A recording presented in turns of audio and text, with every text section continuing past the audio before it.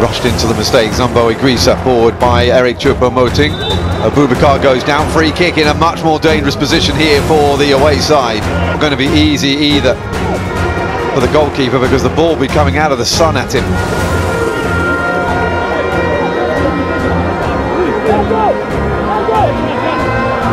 As he looked back towards the shade of this Dar es Salaam Stadium, National Stadium in Tanzania. It's a nice turn. And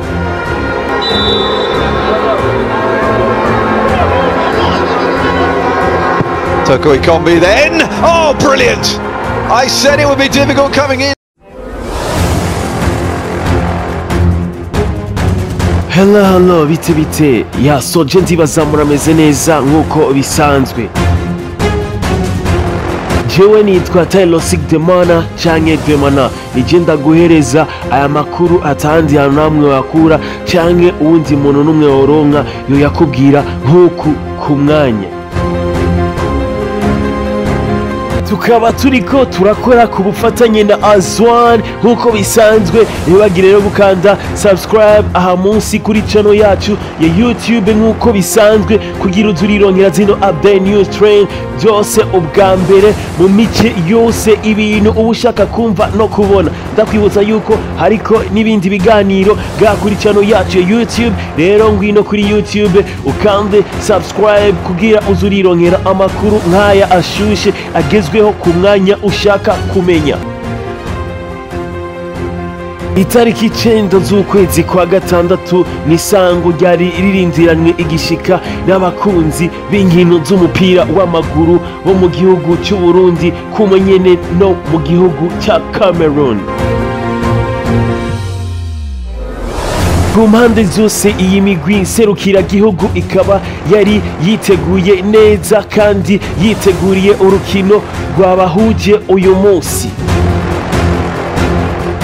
Intamba mu rugamba umugwi serukira gihugu w'igihugu cy'u Burundi nyuma yo kunganya igitsindo kimwe ku kindi n'umugwi wa Namibia maze bagatahukana inota rimwe bose. Abakinyi b'intamba mu rugamba bakaba batahagarikije imyimenyerezo iyo bari mu gihugu cya Tanzania, aho babandanyije bitegurira urukino bari barindiriye rudasanzwe rubahuza n'umugwi wa Cameroun.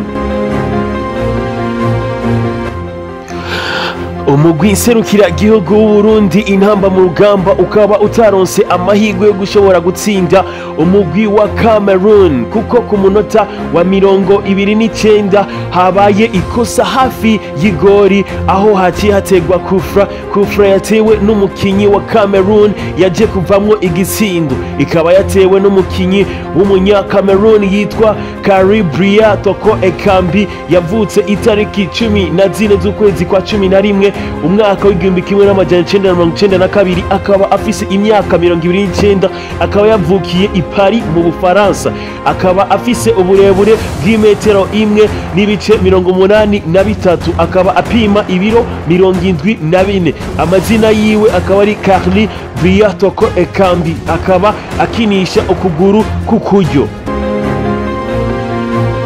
Runo rukino rudasanzwe rwariko rurahuza intamba mu rugamba hamwe na equipe ya Cameroun, rukaba rwashoboye kurangira umugwi serukiragihugu wa Cameroun utsinze umugwi serukiragihugu w'igihugu cy'u Burundi igitsindo kimwe ku busa. Mu mugwi uyu mugwi serukiragihugu w'igihugu cy'u Burundi urimwo umugwi serukiragihugu intamba mu rugamba ukaba waciye usigarana inota rimwe yaronse ku rukino yanganyije n'umugwi wa Namibia. Tukabibutsa yuko mw'uyu mugwi pure basanzwe barimwo bariko bahiganirwa itike ryo kuja muri CAN. Igihugu cy'u Burundi kikaba gifise inota rimwe gushika kuri uno mwanya, umugwi wa Namibia ukaba nawe ufise inota rimwe, umugwi wa Cameroun nawe ukaba ufise amanota 3 nyuma yo gutsinda umugwi serukiragihugu w'igihugu cy'u Burundi intamba mu rugamba. Jewe nitwa Taylor Sigdemana canke Demana, anye ni kuri plateau de Star.